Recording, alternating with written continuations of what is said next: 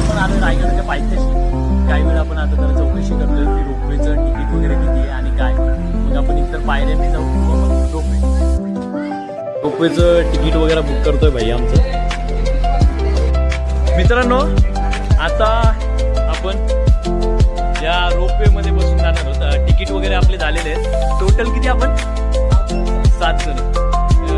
भाईने आपल्या तिकीट वगैरे बुक केलेले आहेत सर्वांचे. आम्ही 7 जण आहोत टोटल आणि आता 7ही जण आम्ही रोपवेने जाणार आहोत.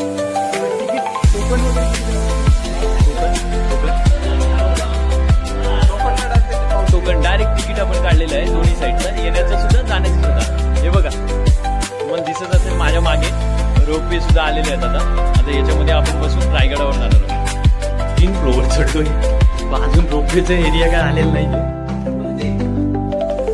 जायला एंट्री कुठून आहे तेच आम्हाला माहिती नाही. आम्ही रस्ता चुकलोय आणि शेवटात परत खाली उतरतोय.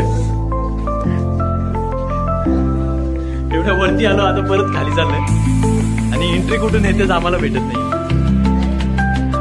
मित्रांनो आमची बसायची बारी आली. मी फर्स्ट टाइम रोपवे मध्ये बसतोय. माझी जरा लागली. अरे व्हिडिओ अरे मी सांगत झाली का मला इकडे बसावं लागेल. आता माझा ग्रुप बसला तिकडं आणि मला एकट्याला टाकून नाही.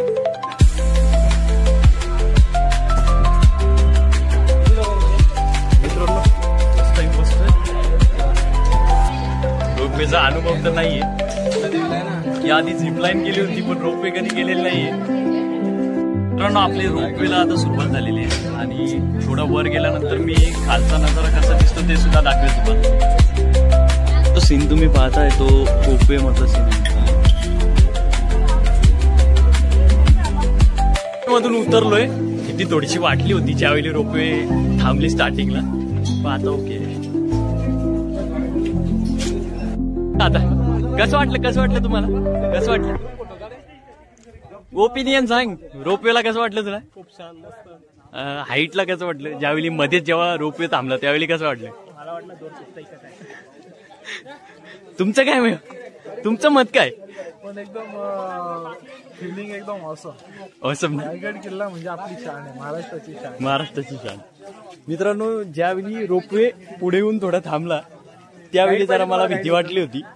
आता ठीक आहे, नंतर उतरल्यानंतर ठीक आहे. आता काय नाही, आता ढगात आले. भाई कसं वाटलं? काय पाहिजे तुम्हाला? एकदम मस्त वाटलं. मध्ये उतरलोय आणि आपला प्रवास इथे संपन्न झाला.